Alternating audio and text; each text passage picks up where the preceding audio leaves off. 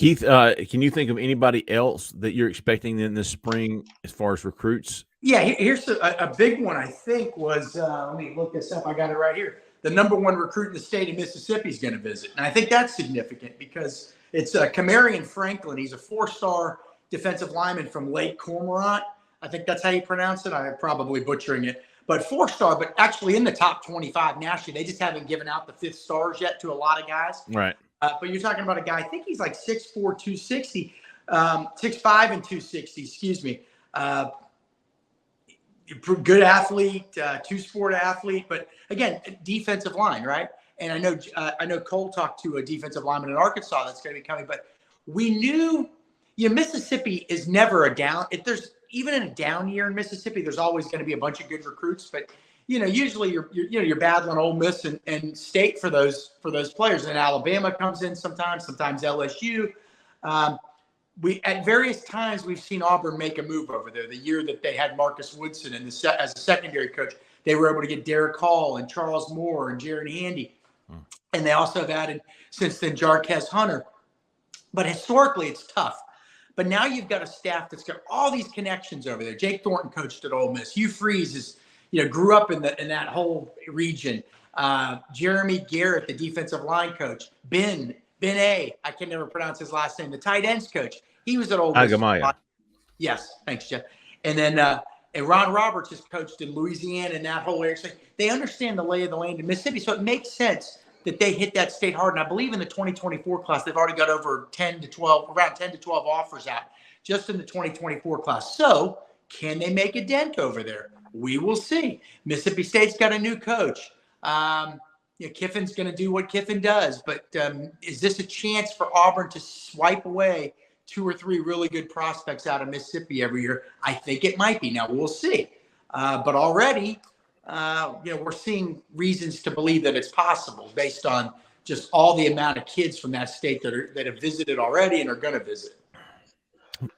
Hey, Cole, who else have you talked to this past week? You went and visited a couple more guys. I think Jay had mentioned Jordan Ross. Yeah, I didn't visit him, but I did talk to him. Okay. For whatever reason, I had a little bit more trouble getting in Vestavia over there. So, but I did talk to Jordan, man, and he is, I think that Auburn likes him a lot. I think they're starting to like him more and more than maybe they did at first. He's a guy that hasn't been on campus since the fall. He was at 2 games. He was at the Missouri game, and he couldn't remember the other one. But I think he's kind of moving up the board for Auburn, and I think his interest in Auburn is pretty high. But I think there's others that have higher interest in Auburn right now. I think it's, sort of even with everyone. And he's not in a hurry. He's not in a hurry at all to make a decision. He's probably, my gut says he's signing day guy. He's going to take it all the way. And Tennessee, Georgia, I think those were the other 2 he said were sort of heavy on him. So I think a lot of schools are. I really think he's kind of focused on what he's doing and not so much on the recruiting yet, to be honest. Keith, it's just that way sometimes with guys. I was going to ask, man, you guys talked to several recruits these past couple of weeks. Cole, if you need to tend to Coleman, you go ahead right ahead. Keith can go first. He's just talking. Are there any guys that either one of you two have spoken to where you went, damn, man, Auburn might have a real shot here? Yeah. And you know who I'm alluding to, Keith? I thought you talked to a wide receiver from Texas, if I'm not mistaken. I did, and that is, there's a couple guys. Now, Texas is after him, but that's Parker Livingstone, 4-star receiver, big, tall receiver out of Texas. And he's already, I think he told me that he met Walker White. Yeah, he met Walker White, Auburn's quarterback commit at the Bama-Arkansas game last year. I think that was at Arkansas. And then he said, I don't really know him, but he's a great QB. And the night Auburn offered him, he told me, he said, here's his quote, I watched his film a week ago and he can sling it. He just happened to be watching Walker White's film a week before Auburn offered. So it makes you think he's going to visit Auburn. But, again, you're going into Texas, you're going to have to deal.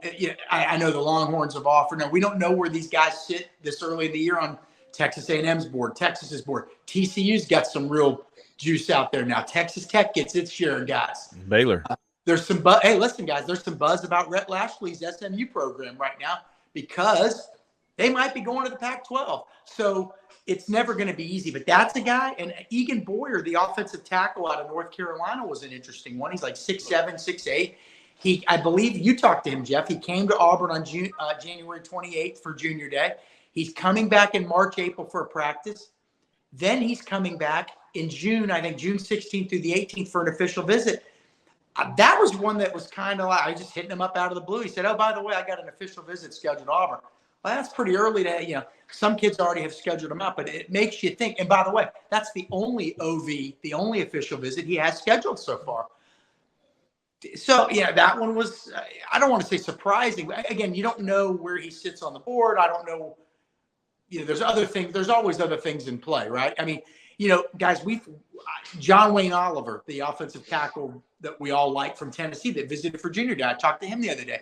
And he said, I said, are you going to come back to Auburn this spring? Because he'd mentioned that he would. He said, I haven't really talked to them much since Junior Day. So, you got to read between the lines sometimes. So maybe now we're starting to see maybe the board shift.